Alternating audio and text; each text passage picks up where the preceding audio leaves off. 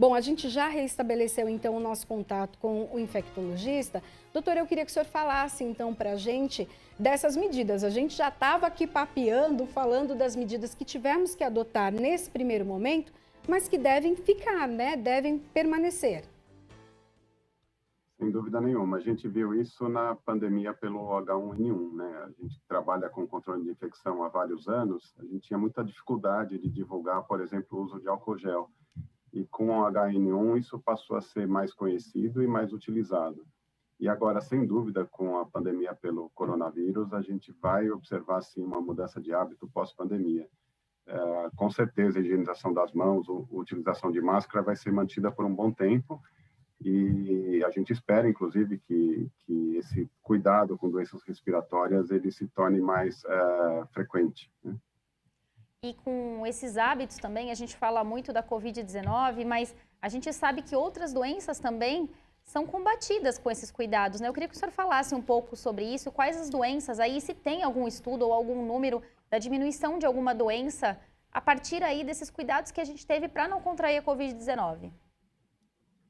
Posso te dar como exemplo o controle que a gente faz de infecção hospitalar, né? Então, a estimativa é que você consiga reduzir de 30% a 50% esse tipo de infecção com essas medidas de correção. No caso de bactérias que são transmissíveis pelas mãos, por exemplo, a higienização das mãos, o uso do álcool gel, a higienização dos utensílios, né, o que a gente usa em hospital, termômetro, estetoscópio, qualquer objeto que entre em contato com o paciente. E nas doenças de transmissão respiratória, o destaque, obviamente, é para o uso de máscara, uma ventilação adequada, são todas medidas que acabam diminuindo esse risco de contaminação. Com relação especificamente à Covid, o uso de proteção respiratória diminui drasticamente a chance de contágio. Então, isso realmente é uma coisa que veio para ficar, sim. Doutor, algo até que grande parte da população não sabia, né? É que até a utilização da máscara é para você não contaminar o outro. Já é uma prática, inclusive, nos países orientais, essa utilização de máscara. A pessoa está gripada, está ali resfriada, ela já acaba protegendo o outro. É isso mesmo? A gente tem que mudar um pouquinho a nossa mentalidade aqui no Brasil, de pensar mais no outro? Sim, você tem toda a razão. A gente acabou aprendendo muito com essa prática dos países orientais. Eles já faziam isso há muitos anos, desde das epidemias de gripe. Isso era olhado com certo desdém pelo mundo ocidental, como se fosse uma medida exagerada, até que ficou bem claro que nessa pandemia a transmissão respiratória é a mais importante. Então, você colocou muito bem que é uma medida de proteção aos outros, além de ser uma proteção a si mesmo. E é mais ou menos como uma vacina, né? Quanto mais pessoas se vacinarem, maior a proteção. Quanto mais quanto mais as pessoas utilizarem máscara, maior a proteção, menor a chance de contaminação. Então, essa é uma medida que acho que a gente vai aprender muito, estamos aprendendo muito com ela, e é bem provável que se mantenha o uso de máscara, principalmente para pessoas sintomáticas, né? Isso vale tanto para profissionais de saúde como para a população em geral. Agora, doutor, o transtorno obsessivo compulsivo, né, conhecido como TOC, pode se tornar mais comum entre os brasileiros que intensificaram aí a prática de limpeza dos ambientes internos e externos, não é mesmo? Isso, infelizmente, é um efeito colateral dessa situação. A ansiedade aumenta muito, né? A quantidade de notícias que a gente recebe sobre a pandemia e suas consequências é gigantesca. E a gente tem que tomar um pouco de cuidado também com o exagero, né? Então, há um certo exagero em algumas medidas, por exemplo, a limpeza excessiva dos utensílios, sendo que a via respiratória é a mais importante. Por exemplo, qual seria a importância da lavagem de mãos com relação à Covid? Você precisa higienizar suas mãos antes de entrar em contato com as suas mucosas, né? Com olho, nariz e garganta. Se você tocou um objeto que possivelmente está contaminado, você tem um tempo ainda para lavar suas mãos, desde que você não tenha esse contato com mucosa. Então, não há necessidade de cada toque que você faz, você imediatamente higienizar, depois você toca um outro objeto e imediatamente higienizar. Você deve higienizar nas situações de risco. quando você vai entrar em contato com uma outra pessoa, ou após esse contato, ou antes de tocar as mucosas, como eu comentei. Doutor, uma outra prática também que foi adotada principalmente dentro das casas, né? A higienização dos produtos, né? Que chegam nas casas, ali nas embalagens, ou passar ali álcool em gel, ou água com sabão, deixar ali um pouquinho antes de guardar, ou até colocar na geladeira. Isso ainda vai ser necessário depois que a gente passar, depois da vacina, ainda vai ser necessário. Vão ser necessários cuidados como este e também esses cuidados, eles podem ajudar a nos prevenir de outras doenças, por exemplo, no estômago, intestino? Bom, é um pouco mais complexo, porque essa situação vem lá do começo da pandemia, quando não se sabia exatamente as principais formas de transmissão e dava-se a mesma ênfase para a transmissão por contato, que seria o que você está comentando. Então, se você recebe uma embalagem, por exemplo, será que ela está contaminada? Dava-se a mesma ênfase para a transmissão respiratória. E hoje a gente sabe que a transmissão respiratória, no caso da Covid, ela é muito mais importante do que essa transmissão, essa possível transmissão por contato. Então, nessa situação, ela é importante você receber uma embalagem, depois de manipular e desprezar essa embalagem, você lavar suas mãos, mas não há uma necessidade de uma limpeza excessiva dessa embalagem. Não se demonstrou até hoje que isso seria uma forma de transmissão da Covid. Claro que a higienização das mãos é importante para outro assunto que você comentou. Se você tem uma substância, um objeto que tenha contaminação, por exemplo, com bactérias que causam diarreia, a higienização das mãos sempre será importante, mas não essa neurose que até vocês já citaram do toque, né? Onde você tem que limpar os objetos e as superfícies de uma maneira excessiva até, né? Então, a recomendação é você receber uma embalagem, desprezar a parte externa da embalagem e higienizar suas mãos, imediatamente depois de ter manipulado a embalagem. E não é necessário você ficar higienizando a embalagem várias vezes antes de tocá-la. A partir do momento que você tocou, você higieniza suas mãos, e não o contrário.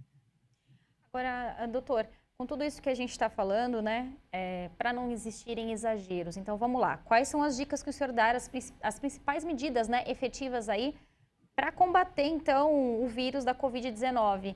Vamos falar isso para quem está em casa, porque o senhor falou, né, a gente está falando aqui da questão do toque e da questão do cuidado excessivo. Porque a gente sabe que muita gente tem ido ao mercado, chega em casa, lava todas as embalagens, o que às vezes nem precisaria. Então, queria que o senhor falasse aí quais as medidas efetivas para não existir exagero. A mais efetiva de todas, isso já é comprovado por diversos estudos no mundo inteiro, é tentar diminuir a transmissão respiratória. Então, com isso, essencialmente o uso de máscara. Claro que a gente também sabe que em aglomerações e ambiente fechado esse risco aumenta, mas com proteção adequada você consegue minimizar bastante. Então, a ênfase, voltando ao que a gente já estava discutindo, é na proteção respiratória. Você deve higienizar suas mãos antes de pegar a máscara e após manipular a máscara, sempre higienizar suas mãos para evitar aquele risco de contato com mucosa que eu comentei. Mas você não deve entrar em contato com outras pessoas sem uma proteção respiratória, no caso, o uso de máscara. Também na transmissão respiratória, evitar sempre ambiente fechado e evitar aglomerações. Então, o risco diminui muito quando esses contatos são breves e em ambiente aberto. É muito mais fácil esse vírus se transmitir num ambiente fechado com várias pessoas, um restaurante, por exemplo, do que num ambiente aberto, num parque, onde você, mesmo que uma pessoa contaminada passe por alguns segundos próximo de você, a carga de vírus que ele vai passar para você é uma carga muito pequena e o risco de você contaminar é muito baixo. Ele nunca vai ser zero, sempre há um risco, mas se você tiver, por exemplo, com proteção facial, esse risco praticamente zero. Então, um ambiente aberto, um ambiente bem ventilado, menor número de pessoas é a situação ideal. Ambiente fechado, aglomerações, má circulação de ar, falta de proteção respiratória, no caso máscara, é o grande risco da Covid. Doutor, estamos todos aí numa expectativa, né, em relação à vacina. A vacina, a probabilidade é que ela seja feita em 2 doses, né?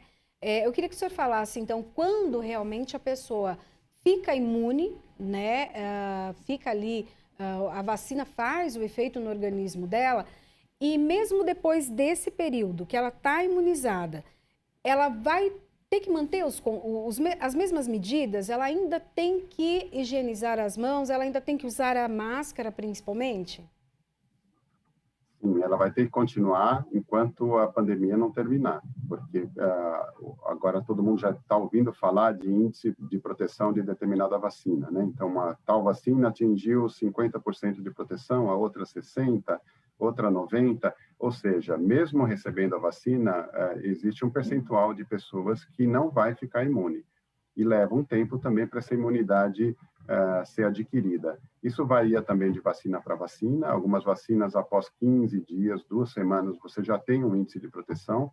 Outras, você precisa de 30 ou mais dias. E muitas delas, você, pelo menos até hoje, até o que a gente se sabe, é que a boa parte delas foram estudadas em 2 doses. Isso para que você possa manter um índice de proteção por um tempo mais longo. Os estudos são muito recentes, a pandemia não tem 1 ano, tem praticamente 1 ano, então a gente não tem tempo suficiente para saber se após essa imunização com 2 doses, essa imunidade vai se manter por muito tempo. Um exemplo é a vacina da gripe, né? A proteção da vacina da gripe, ela dura 8, 9 meses. Então, tanto que no ano seguinte a gente tem que tomar uma nova vacina, ou porque houve modificação do vírus, ou porque aquela imunidade que a vacina te conferiu no ano já terminou. Tá? Então, ainda vamos precisar de mais tempo para saber se essas vacinas efetivamente protegem e por quanto tempo. Enquanto esses dados não chegarem, a gente vai ter que continuar usando a proteção que você mencionou, tanto o uso de máscara quanto a higienização das mãos. E, doutora, a gente tem falado aí muito, né, do aumento dos casos agora, principalmente nesse comecinho do ano, após as festas. O senhor que está aí, né, trabalhando dentro de hospitais, eu queria que o senhor falasse o cenário que o senhor vê dentro da sua experiência, dentro do que o senhor está passando. Como que tá esse cenário mesmo? Infelizmente, voltou a um cenário muito semelhante ao dos meses de março, abril, que foi o início ali da pandemia. O que mudou é a forma de abordar o doente, a forma dos hospitais se adaptarem à situação, que melhorou muito, né? O entendimento sobre a doença melhorou muito, tempo que um paciente precisa ficar isolado, tudo isso a gente aprendeu muito nesse ano que passou. Mas a situação, infelizmente, voltou a ser dramática. A maior parte dos hospitais que eu conheço estão já aumentando o número de internados. Muitos hospitais que estavam diminuindo o número de leitos de UTI para Covid voltaram a ter que disponibilizar mais leitos, infelizmente. E isso tem a relação direta com as festas de final de ano, porque ali você tem a situação ideal de transmissão, né? As pessoas se aglomeraram em residências, em ambientes fechados, com pessoas de núcleos familiares diferentes, né? Então, juntando tios, avós, amigos, parentes. Então, isso fez que a circulação voltasse a ocorrer de forma descontrolada. E na grande maioria de surtos que a gente já pôde observar no mundo durante a pandemia, né, dos pequenos surtos locais, sempre há uma relação com a aglomeração. Então, isso ficou claro, por exemplo, no Dia de Ação de Graças nos Estados Unidos, e 2 semanas depois, uma explosão dos casos, e logo na 3ª semana, uma explosão de óbitos. E aqui a gente está vivendo exatamente a situação que a gente passou no Natal e Ano Novo. Então, 2, 3 semanas depois, você tem um grande número no aumento de casos e, posteriormente, no número de óbitos também. Tá certo, doutor Carlos Quadro, infectologista. Eu queria agradecer aí a sua presença aqui no Jornal da Rede Alesp, agradecer os esclarecimentos. Muito obrigada e até uma próxima oportunidade. Eu que agradeço. Uma boa tarde para todos. Obrigada, doutor. Ótima tarde. Bom, então ficou alerta, né, do doutor. Não vamos mudar as nossas práticas, né? Aquilo que nós adquirimos, das mudanças, que continuem, né? É uma prevenção para nós e principalmente para quem nós amamos, né? É fácil levar o vírus, seja agora, a gente está falando de Covid, né, o novo coronavírus, mas também tem a gripe, né, H1N1, que também mata, né? A gente acabou falando muito menos esse ano sobre isso, mas também mata. assim como também o Aedes aegypti, né, a dengue, e também toda a mutação que esse vírus acabou trazendo para o organismo e as consequências para toda a população. Então, principalmente nesse momento aí de chuvas, precisa tomar cuidado, né, Tayana? Exatamente. E a gente tem falado muito de coronavírus, como você tem falado, Priscila, mas não sei se você se recorda, o sarampo teve um surto Sim. antes do surgimento aí do coronavírus.